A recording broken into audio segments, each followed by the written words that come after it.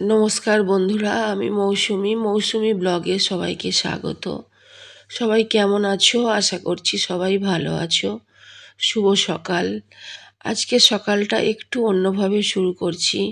ভাবলাম একটু বাইরেটা দেখাই তোমাদের। রোদ হালকা হালকা উঠছে, তবে ঠান্ডা খুব একটা নেই।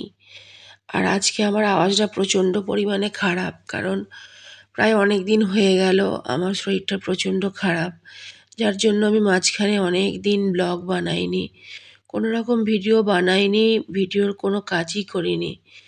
তো আগের যা ভিডিওগুলো ছিল সেগুলো আমি ছাড়ছিলাম আস্তে আস্তে। তো কতদিনই বা ভিডিও বন্ধ করে রাখবো, ভাবলাম চলো আস্তে আস্তে ভিডিও ছাড়ি আর কি, বা ছাড়ার চেষ্টা করি, তৈরি করি যতটা পারবো।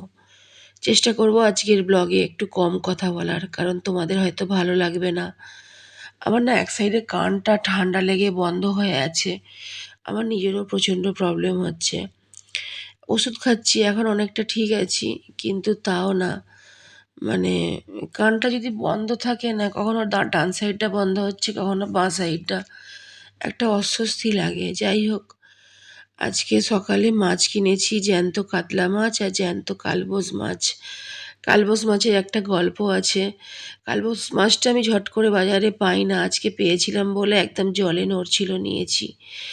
আর তখন তো ভাত বসিয়ে দিয়েছিলাম সাইডে, দেখেছো।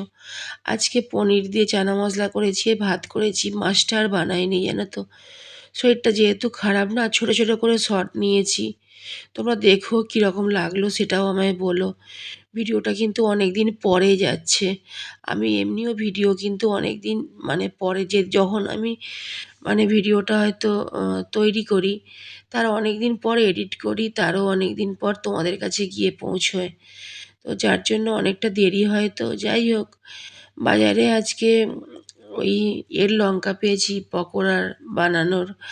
এগুলো স্যালাডেও খাওয়া যায়, আর ঝালটা হয় না, পিছন সাইডটা একটু হালকা ঝাল লাগে, বাট সামনের দিকটা একদমই ঝাল লাগে না। আর এইটুকুই বাজার করেছি আজকে। আর পেঁয়াজকালিটা অনেক দিন পর পেয়েছি, তো এখন একটু পেঁয়াজকালির দাম কমেছে। এই দুদিন আগে পর্যন্ত পেঁয়াজকালি 80 টাকা কিলো ছিল, এখন 40 টাকা কিলো হয়েছে বলে 250 নিয়েছি। আর খেতে তো হবেই। যাই হোক, সন্ধ্যার সময় পকোড়া বানিয়েছিলাম আর চা। পকোড়াগুলো সেইভাবে একটাও ঠিক শেপে হয়নি, জানো তো। যাই হোক করে বানিয়ে নিয়েছি, শরীর ভালো নয় তো। তবে সবটা কিন্তু আমি একা খাইনি, সবাই মিলেই খেয়েছি। ওতে ফুলকপির, পেঁয়াজের, আলুর, কাঁচা লঙ্কার সব কিছু দিয়ে আর কি পকোড়া বানিয়েছিলাম। এমনি জাস্ট বেসনের গোলায় ডুবিয়েছি আর তেলে ছেড়েছি, সেইভাবে মন দিয়ে করিনি। আর অনলাইনে না কটা জিনিস কিনেছি। পামকিন সিডস কিনেছি। পামকিন সিডসের না অনেক উপকারিতা আছে, পরে কখনো অন্য ভিডিওতে শেয়ার করব। আর কাঁচিটাও কিনেছি, জানো তো। কাঁচিটা আমার রান্নাঘরের জন্য দরকার। আর রান্নাঘরের একটা কাঁচি ছিল, কাঁচিটা ভেঙে গেছে। ওটা না অনেক অনেক কাজে লাগে, রান্নাঘরে একটা কাঁচি এমনিই রাখতে হয়। তো নষ্ট হয়ে গেছে, অনেক দিন হয়ে গেল। তারপরে ছোট কাঁচিতে চলছিল, ভাবলাম একটা বড় কাঁচি কিনি। বাট ভালো কাঁচিটা, কিন্তু ফোনেতে যতটা মানে বড় ভেবেছিলাম তার থেকে বেশি বড় পেয়ে গেছি আর কি।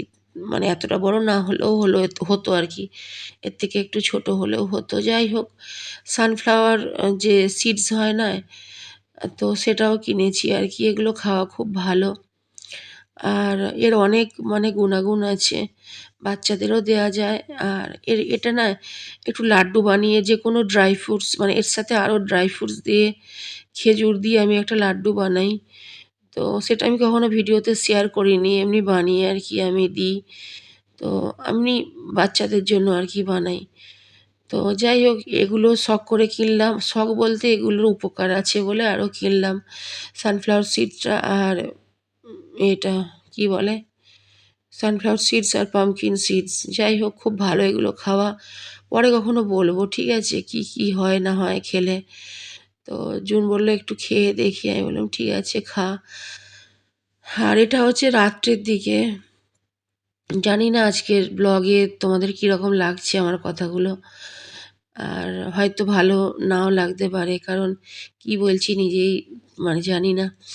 যাই হোক, একটু ম্যানেজ করে নিও তোমরা। আর এটা হচ্ছে রুটিটাও দোকান থেকে আনা, গাজরের হালুয়াটাও দোকান থেকে আনা। আর মানে অল্পই রুটি আনিয়েছিলাম, এটা মা মেয়ে খাবো আর কি। আর লঙ্কাটা জুন বলল আমি খেয়ে দেখবো কীরকম লাগে। ও শখ করে নিয়েছে, খেতে পারবে কি জানি না। তো এটাই হচ্ছে আমাদের মা মেয়ের আজকে রাতের খাওয়া দাওয়া আর কি। নিয়ে এসছিস? গরম আছে? হ্যাঁ, যাই না, তুমি দেখে না কতটা গরম? গরম আছে তো, একটু গরম গরম খেতে হবে জানিস তো। কপটা না বসে গেছে, কপটা নাহলে নরম হবে না।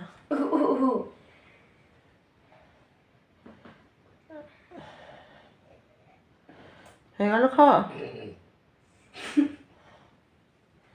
ও ঠিক আছে, ঢেকুরটা ন্যাচারাল ব্যাপার।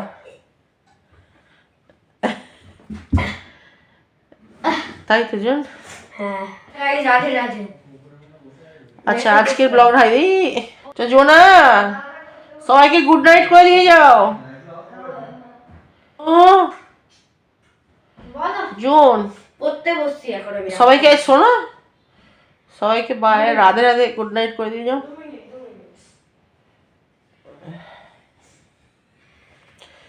রাধে রাধে করে দাও। খুব পড়ার ইচ্ছা হচ্ছে।